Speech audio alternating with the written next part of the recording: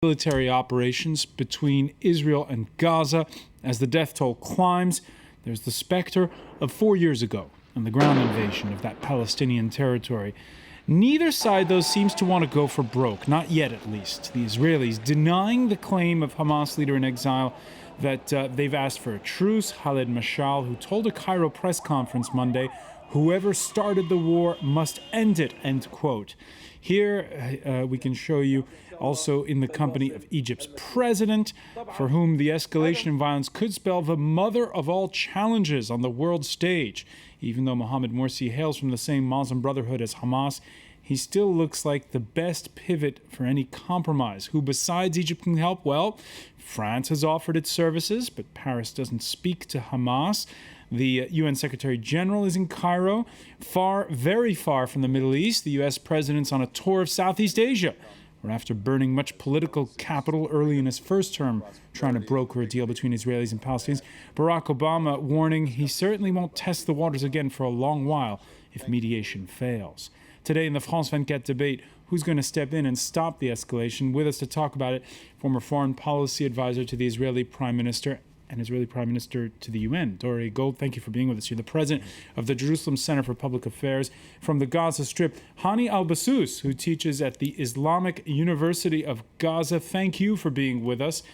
Joining us from the University of Exeter in the UK, Egyptian political scientist Omar Ashur. Welcome back to the France 24 debate. And France 24 international affairs editor Annette Young, who spent 7 years covering the Middle East up close from Jerusalem. The France 24 debate, where you can always weigh in on the conversation on Facebook and on Twitter. You can find us at François F24. Let's begin, though, with a live update from Gaza City and join France 24's Gallagher Fenwick. When the day began, Gallagher, you were reporting that there hadn't been so far, everything being relative, the same kind of intensity felt as there was 4 years ago. At the end of this sixth day of escalation, what's the sense? Well, there's two theories to explain that going around Gaza. One of them is that indeed there might be some kind of a war over the long run in preparation, meaning that this conflict might last for quite a while. Remember the Israeli commander for the home front saying that fighting could last up to 7 weeks. He had made that declaration a couple of days ago. And so that may be what's going on right here. This is a lot less intense than Operation Cast Lead. Another reason for this, if you will, and this is, of course, very relative because there were Israeli airstrikes there, and I did see rockets, flying out of Gaza towards Israel as well. So you can't really talk about a complete rule. Now, another perhaps reason for this is, simply that these talks in Cairo are perhaps beginning to bear some sort of fruits out here on the ground. But I can tell you that going around and asking Gazans, all they see around them for the moment is destruction, more violence, and death, with the Israeli operation having entered a new phase where now buildings or houses supposedly housing Hamas or Islamic Jihad operatives, according to Israeli intelligence, are now being targeted, and that is causing material damage but also collateral victims, as we saw yesterday, Sunday, for instance, which was the deadliest day since the beginning of Operation Pillar of Defense. All right, and we know that you got front row seats to that with the attack on where there's the television studios. Gallagher Fenwick, thanks for that update from Gaza City. Interesting to hear Gallagher talking about how some people feel as though this could last a long while, but how much of a stomach do the two sides have for a repeat of 4 years ago? Publicly, both sides insist they're not going to blink first. We will continue to operate, strike, and even extend the operation against the rocket launching facilities, against the activists, and against others. And if it is necessary, we will not hesitate to launch a ground operation as well. We will not accept any Israeli demands. They are the ones who attacked. A ceasefire will occur when our demands are met. They are asking for a ceasefire. Then the aggression should also end, and we insist on the achievement of our demands. So a dead end? Well, not exactly, as the death toll in Gaza tops 100 amid the rocket fire airstrikes, the Israeli army calling up reserves. There is indeed a flurry of diplomacy going on, and even though Hosni Mubarak is no longer in charge in Egypt, it's through Cairo where it all seems to be happening. I think we are close, but the nature of this kind of negotiation, is very difficult to predict. But as I mentioned, everybody is eager to stop this yesterday, or even should have not started. Annette Young, a lot of conflicting messages we've seen in the last 24 hours. Certainly, and that's always the case. Welcome to the quagmire that's otherwise known as the Middle East, Francois. I mean, the reality is what we're seeing at the moment, it's a lot of posturing going on. Unfortunately, innocent lives are being lost in the process. But it's a case of both sides using what's going on as leverage to strengthen their position. On the Israeli side, clearly they want to end that rocket fire. Let's not forget, we're 2 months away from an Israeli election. 1 million out of its 7+ million residents are suffering from that rocket fire. That's a sizable portion of the electorate. Not to say that that's the sole reason, but also we are in a period in terms of what's going on in American politics where there's sort of a quiet time before the inauguration. It's very similar because I was there last time 4 years ago. We are exactly at the same point in terms of waiting for a new administration, or in this case, Obama to be inaugurated for his second term. We are less than several months away from an Israeli election. That's exactly what was the case last time around. But also, let's not forget the fact that Hamas recently started firing these rockets again. For a number of years, they were adhering this rather shaky ceasefire, which had been sort of put in place since the end of that operation in 2009. But for a number of domestic political reasons, they started to get involved with that rocket firing again. They upped the ante. They also are just equally aware of the fact that we are in the middle of an Israeli election campaign. So there's a lot of vested interests at play here. A lot of vested interests. All sides dealing with their own public opinion in the way they can. Israel, of course, no exception. The son of former Prime Minister Ariel Sharon shocked many with this fiery column in the Jerusalem Post, where he wrote, we need to flatten entire neighborhoods of Gaza, flatten all of Gaza. The Americans didn't stop with Hiroshima. The Japanese weren't surrendering fast enough, so they hit Nagasaki too. Not everyone, though, inside Israel, though, shares that view. A poll done by the daily newspaper Haaretz says 84% are supporting the current military operation, but only 30% support a ground attack inside of Gaza. Dori Gold, what happened 4 years ago is present on everyone's mind?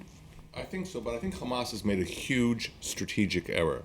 They received rockets from the Iranians known as the Fajr 5, which suddenly put Tel Aviv in range. And then they actually fired them at Tel Aviv. So what they've created is a massive Israeli consensus, from the rich neighborhoods of North Tel Aviv to the poor farmers who have been getting hammered by Hamas mortars and rockets in the area around the Gaza Strip, like the city of Sderot. And that's why you see such national unity in Israel. All Israelis are agreed on one very simple point, and you don't have to be a political scientist to figure this out. Hamas must stop the rocket fire against Israeli towns and villages, against Israeli cities.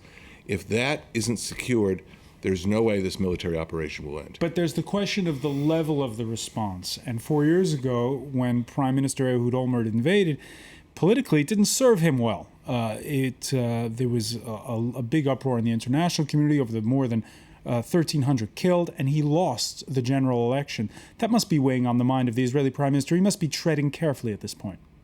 Well, actually, he didn't run in the election. It was his deputy, the foreign minister, Tzipi Livni, who wasn't able to put together a coalition.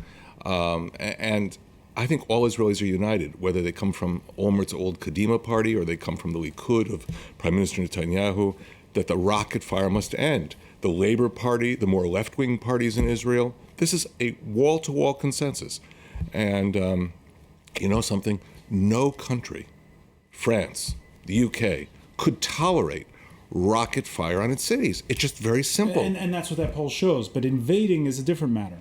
Well, Israelis want this. I mean, if you ask a more, detailed question, if it's necessary to move the ground forces into Gaza to end rocket fire on Israel, should we do it? The numbers would go up. Well, certainly not in that poll. Hani Al-Bassous, what's your view from the Gaza Strip on this? Are we, as Gallagher Fenwick was saying at the top, braced for something long?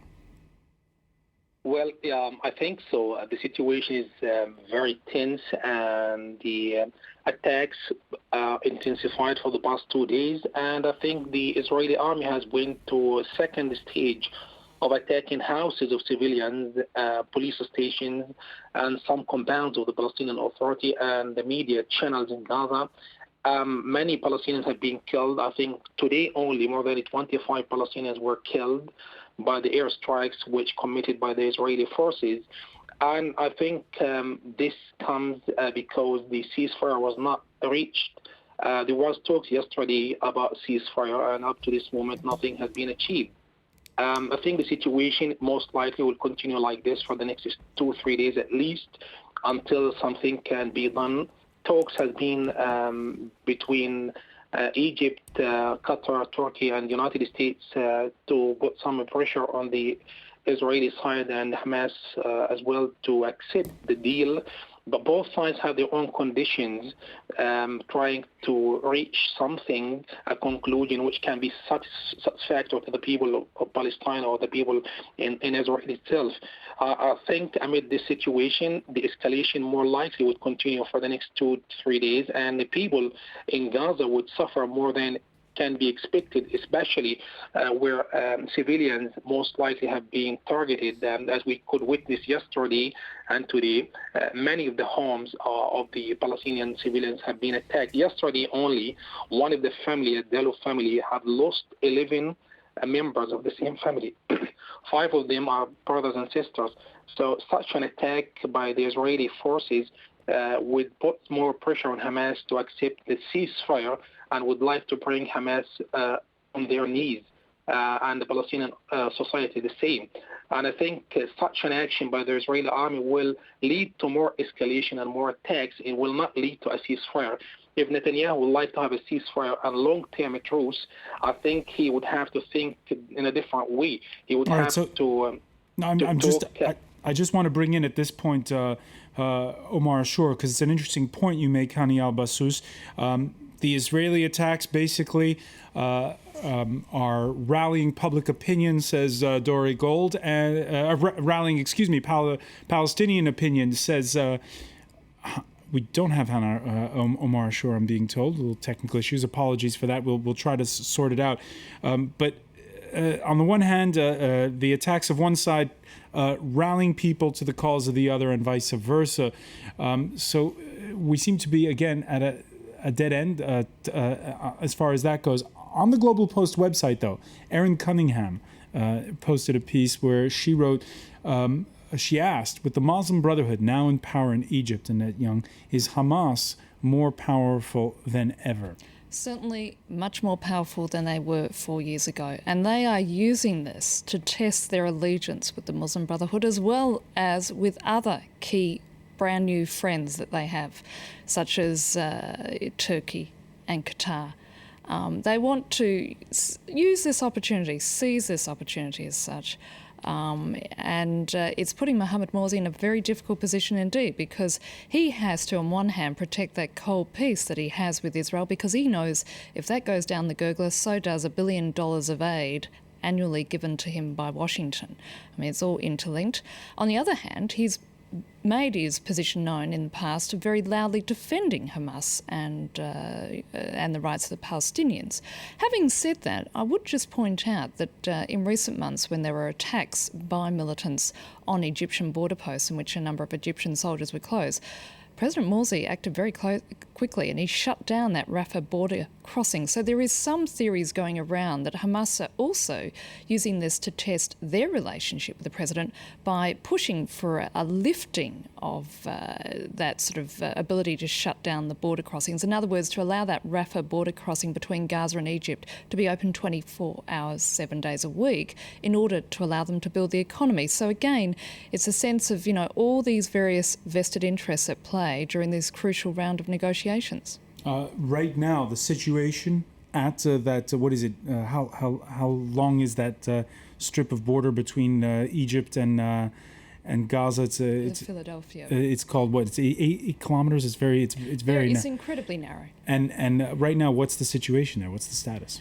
Well, at the moment, from my understanding, is that the crossing remains closed, and while violence continues. But I mean, it depends on the whim of various powers, And the problem is also with Hamas is they can rely, and they've proved to the Israelis that regardless of their economic siege, they can get material through those tunnels. That economic siege is not working. And in fact, this is one of the things that Hamas is asking for in this round of negotiations, that Israel lift the last of those, of the last remaining elements of their economic siege. It was watered down somewhat after the Gaza flotilla raid back in 2010. But, it's proved to all and sundry that it can exist. In fact, it's done very well. I mean, the economy had a bit of an upturn in recent months before this recent round of violence. But again, this is a message going out equally to Jerusalem as it is to Cairo, which is we want to be given the power to run up this part of the world. They're showing their muscle as such. Showing their muscle. When you look, Dorigold, at the fact that 4 years ago the leader in exile was in Damascus, and now Khaled Mashal, and now he is in Cairo. Does that make him more formidable, or does that bring him into the fold for eventual talks one day? Well, that's a very good question. I think Hamas is testing Egypt. And, we just had this visit of the Egyptian Prime Minister to the Gaza Strip this past Friday. And the Egyptians asked Israel, they asked Hamas, no firing of weapons while the Egyptian Prime Minister is there. Israel adhered. The Hamas fired 35 rockets. Now, I'm not trying to play the blame game here, but what's interesting is that Hamas assumes it can push its luck with Egypt. Because what Hamas has, and I think President Morsi is aware of it, is Hamas can call for assistance from the Egyptian people. It can fill Tahrir Square with supporters and put pressure on the Egyptian government. And therefore, I think Hamas feels it has leverage over Egypt. And what we're hoping in Israel is that Egypt will stand firm with the positions of the international community, that rocket fire on a country is illegitimate. And you can't work that into some agreement and cast some kind of acceptability for it. It must stop, which is our fundamental position. All right, I want to get the response from Hani Al-Bassous, but unfortunately we have to go to the break. We'll do that when we get back. Stay with us. You're watching the France 24 debate.